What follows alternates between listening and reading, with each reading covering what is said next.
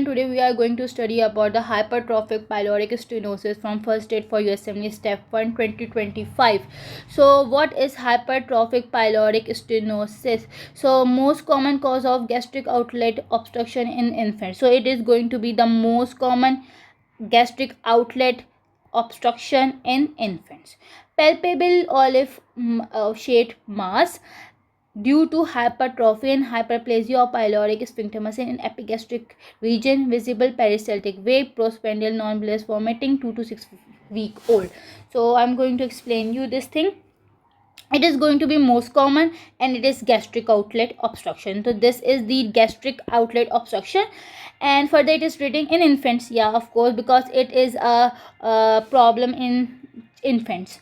Palpable olive oil mass, it is like because it's going to be hypertrophy and hyperplasia leads to formation of this type of hyperplasia. So you will find on examination that is olive shaped mass due to hypertrophy and hyperplasia of the pyloric. These are the pyloric sphincter muscles, and these are going to be hypertrophied, and hyperplasia will occur, and it epigastric region. So you know that we our abdomen is divided into 9 quadrants.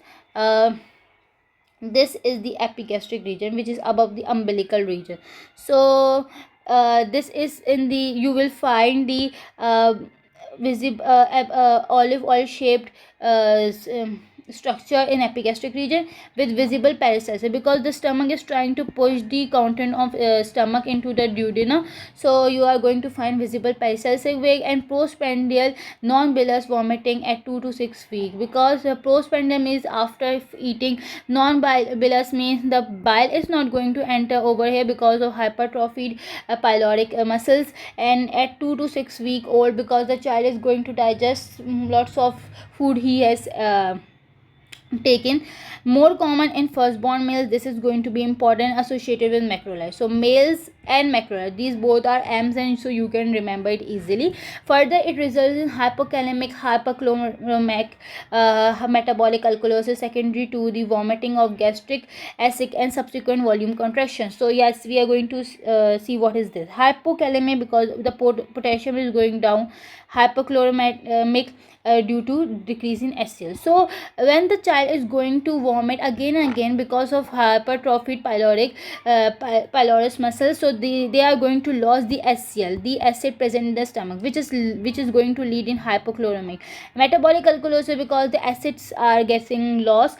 Hypokalemic, because as the child is going to lose water too, the kidneys will try to compensate it by absorbing sodium from the blood, resulting in the loss of potassium, because you absorb sodium and loss potassium, so you are eventually leading to hypokalemic situation. So ultrasound show thickened and lengthened pylorus, because it is continuously hypertrophied and hyperplasia. You will find in ultrasound that is thickened and lengthened. And the treatment is surgical incision of pyloric muscles, pyloromyotomy.